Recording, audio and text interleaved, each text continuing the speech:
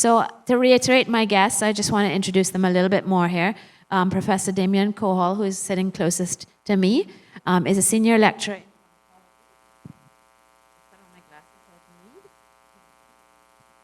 He's a senior lecturer in pharmacology and the dean of the Faculty of Medical Sciences at UE. He's a well-published ethnopharmacologist. Practiced that several times to be able to say it properly.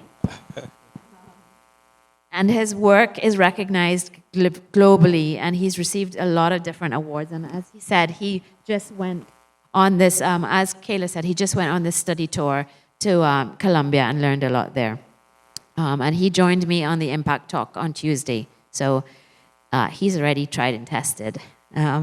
Professor Julian Walcott, who is a lecturer at CERMES, the Center for Resource Management and Environmental Studies at UE, and he is a senior lecturer there, Tropical and Coastal and Marine Resource Management. And then the last person is Emil. Emil is actually coming to us all the way from Denmark. He just happened to be here already, and we're taking advantage of him. And Emil is with a company called Wave Piston, and Wave Piston is working on wave energy as well as water desalination. And they've got MOU with Export Barbados, and so it kind of rounds off our panel really well, because our panel is focusing on research and development and how we bring research and development closer into the blue economy space, both of the public and the private sector. And now I'm going to turn the page.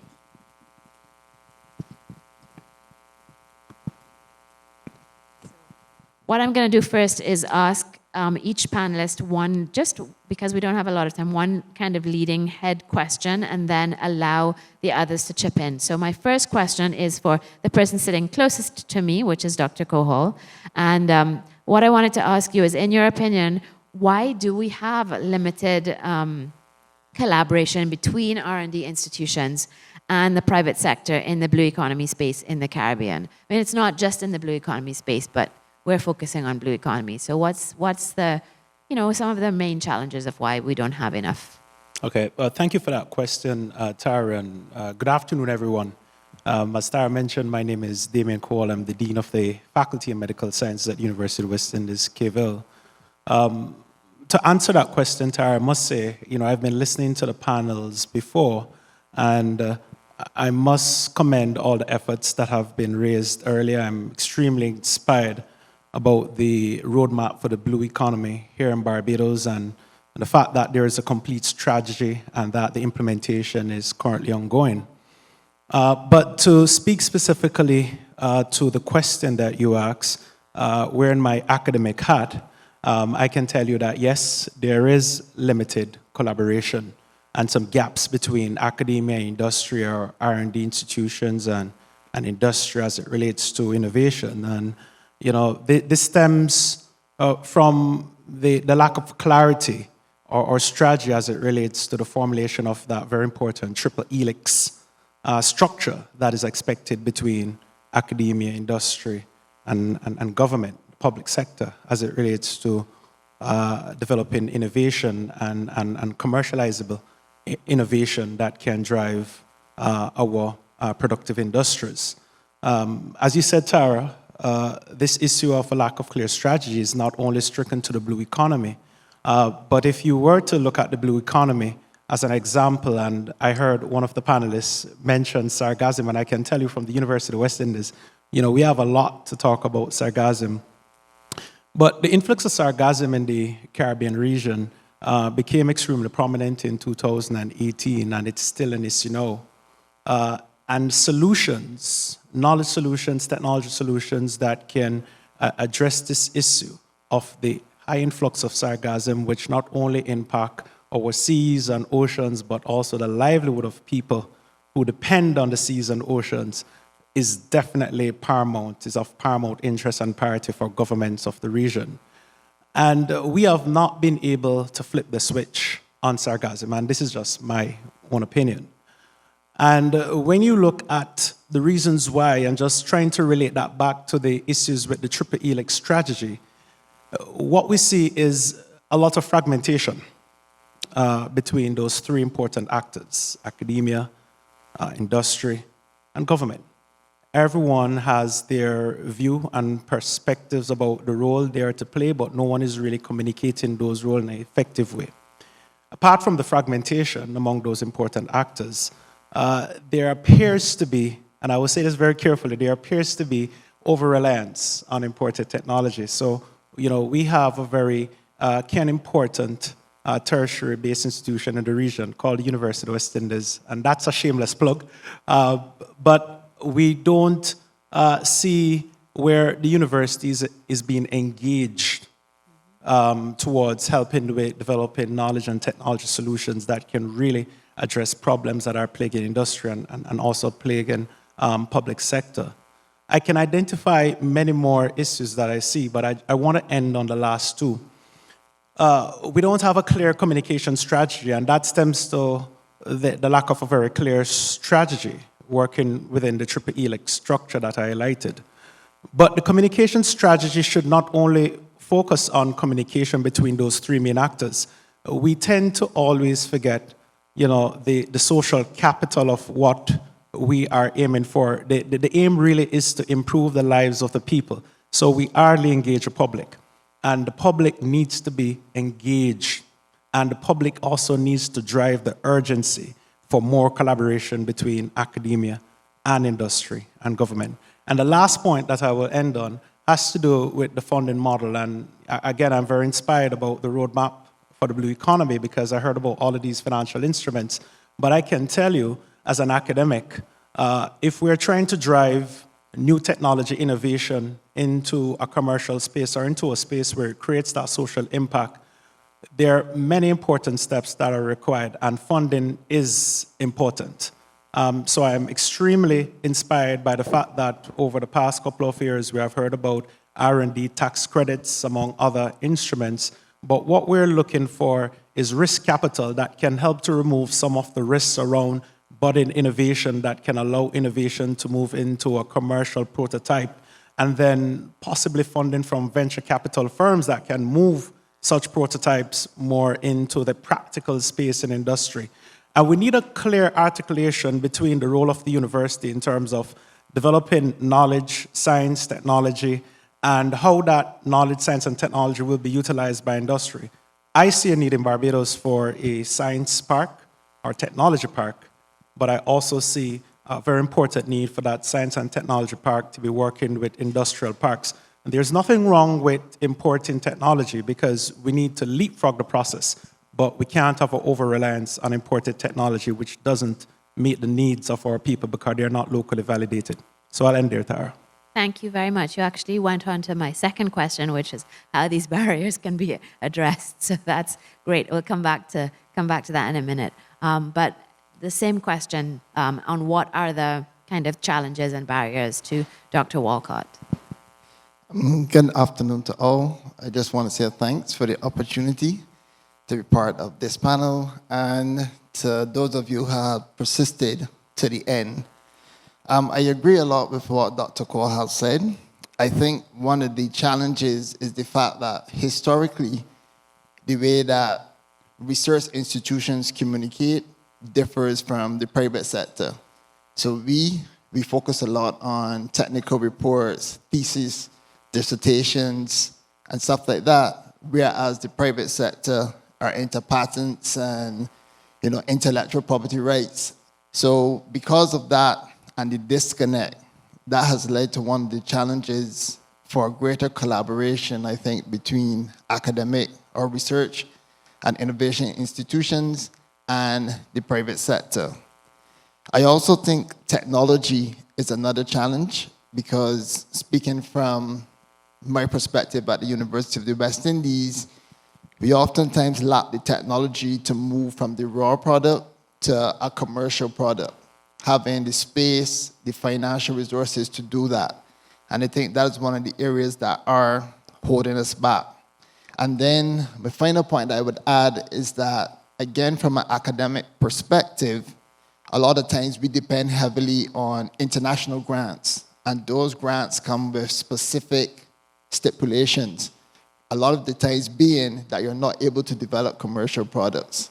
And so we need to look, as was mentioned before, into a lot of the blended finance models that now allow the research space to be able to go forward and collaborate and develop in the commercial space. Thank you so much, Dr. Walcott. Emil, I think you have we discussed this, 4 PhDs in your company at the moment, and you're bringing the company perspective, but you've done some work in the Caribbean, in some of the French territories, you've done some work here, and trying to expand into some of the other islands of the region. So from your perspective, in the experience that you have at the moment, which is not huge in the Caribbean, but enough, and in other parts of the world, what are the main challenges for you that you see going forward for the region? Yeah, thank you for allowing me to be here, and thank you all for being here still. Well, as you say, most of our experience is in Europe, working together with a lot of European universities in Denmark, Norway, Ireland, Northern Ireland, Spain. So we have quite some experience also with the PhDs working in our company in that field. And there where there's friction, it's very much what has been said before. Then it's the universities or the researchers want to do research and write papers and scientific papers, and let's say they want the perfect solution sometimes for the question. And we want the data or the result and move on. And so the friction is often on timing and delays in the process, if there is any friction. The experience we have here, we work, as you said, together with Export Barbados, and we've worked with some of their research partners here on the island. They've been very positive so far. So there's not a lot to complain on that part yet. So that's very promising for us, and we're also in dialogue with UE also in other island nations in this region. So. Okay, thank you so much. Dr. Walcott, then I'll ask you the next main question, which is, I mean, I think everybody touched on it just a little bit, but how do we overcome these barriers? You identified some very specific barriers. How do we find ways to bridge the gap? How do we find ways to overcome them? What suggestions do you have? Yes, so I think Dr. Koho, as you said, actually started. One of the biggest things is communication.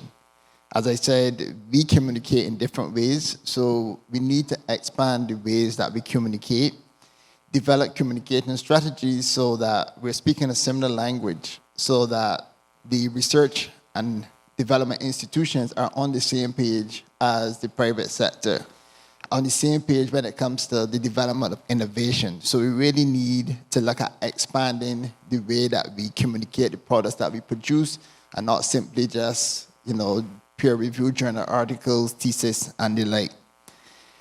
I mentioned technology, and I think we need technology transfer services. So we need to be able to get technology that exists into our existing spaces. We need to build capacity for persons within the Caribbean, within Barbados, to be able to use the technology, build on it, and have systems in place to protect intellectual property rights, patents, and so forth, and have a space that we can then have the actual practitioners, persons on the ground, being exposed and able to build on being able to use the technology to drive innovation forward. Another way is, I mentioned, is financial architecture. We need better financial architecture that allows for better collaboration between research, institutions, and the private sector and the public sector, so that ideas that could lead to commercial ventures can actually be developed and built upon, so that we can bridge this gap and hopefully move forward into this space. I think another key thing is that historically we looked at science as science, but now we're developing the concept of science for business. And so we really need to work together with the private sector, the public sector, to co-design research, so that the research that's being conducted is not just specific to the science, but it speaks to real-world problems and issues. So we're developing technologies, moving in directions that will have a benefit for both the scientific community as well as the innovation side of things. So I think that these are some of the key things. And then finally, I think we need to develop platforms. We talked about communication, so we need spaces and platforms where all of the players can come together and communicate. It was mentioned in the previous panel, some of the initiatives have brought partners together that have never worked together. And when you bring people into a given space, they then start to realize the problems and issues that are being faced by other sectors. And sometimes they have different perspectives and they don't recognize. So we need to really develop these type of platforms that allow for continued collaboration, exchange of information, building of relationships, networks, and partnerships to really help to start to tackle the challenges that we see. Thank you. Thanks, Dr. Walcott. Emil, what about you? What do you think? Some ideas of how we address these? Yeah, well, funding is a big part of it, and the way we approach is we still use a lot of grants to fund our way to commercialization, and we look for funding in the innovation space. Then it's often without universities involved. Then it's demonstration, or we have grants that are focused on research and development. And then universities have to be involved to be eligible to get that funding. They get 100% funded. And in those projects, we work closely together with the universities. I think another important aspect is also last year a Caribbean delegation visited our test facility in Plocan in Gran Canaria. Having sandboxes either onshore, but now we're talking about the blue economy, so also offshore, pre-consented areas where, in our case, wave energy technologies, other types of technologies, sargassum research can be deployed. Areas that are smooth to get access to, and where collaboration with universities is well, I don't want to say mandatory, but I can't figure the other word, so my apology for that. But foster collaboration with universities. Okay, thank you so much. And Dr. Kohol, you talked a little bit, we have talked about keeping people at the heart, right? And keeping people at the center as beneficiaries, but listening to them as well. So in terms of the things that we can do to bridge these gaps and address these issues, what would you say? And you started already on it, so. Well, thanks for that question, Tara. So within a very clear-cut strategy to bridge technology and innovations from technology with industry, government, and the people who it's really intended to benefit, I think one of the key important things to do is to have conversations, with the people who will definitely be the end users of the technology or the innovations being developed from technology. One of the things that I've observed being done in other R&D, research, development, and innovation ecosystems is that there is accelerated cadence among specific clusters, which should not only have economic impact, but should also have that social impact. I think we need to bridge the gap that exists between the economies of scale and how that impacts our people and identify clusters that we can build RDI ecosystems around and have the public being involved in those conversations. Thank you very much. My last question to everybody, because I know we're short on time. Actually, Emil, I wanted to start with you. What is it, because you're coming from the private sector, right? What does it look like, addressing these issues? What does it actually look like? Maybe everybody could bring just one project or one example to the table, that what does this look like, the successful merging of R&D and the private sector or the public. We did a lot on the public sector, which Amanda addressed. But what does it look like or feel like in reality? I will go into the details of one, but I will mention a few other areas. Yes, you have that. I keep it short. You have no, that. we develop hard tech for out in the ocean for electricity and desalination. So we do material testing. We do computational fluid dynamics, making numerical models of our device and how they interact with the water around them. We have a need for geotechnical studies, for wave data, for environmental impact assessments. So there's a lot of areas where these gentlemen and their departments can contribute to. Following the example of what we did with Export Barbados, Euroclima Caribbean has initiated a multi-country action plan where they want to do the pre-feasibility work of wave energy development in the Caribbean region, in Barbados, in Grenada, in Antigua. And that's, let's say, a success story of some of the work that we have done together with Export Barbados is being picked up. It's being funded by the European Union to get these kind of studies going. And that's where I think a lot of contribution from universities and research institutions can contribute. Okay, great. Thank you so much. Dr. Walcott. Thanks. So I would say that the university has been making some significant strides with respect to trying to bridge the gap. And I actually jotted down just a couple of examples to show that what that could look like and what they're actually doing. So for example, the University of West Indies KFL campus, they recently had a staff innovation competition, which was supported by CIBC.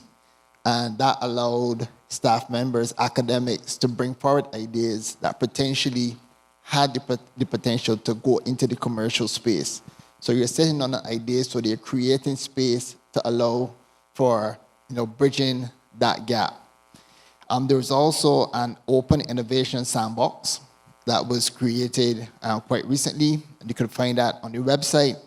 And I think for me, one of the really cool things is that they have a student entrepreneurial empowerment development seed project.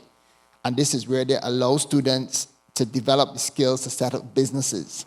So we're actually starting to develop and foster the environment to allow the bridging of research with the help of the private sector, business sector, to be able to drive innovation.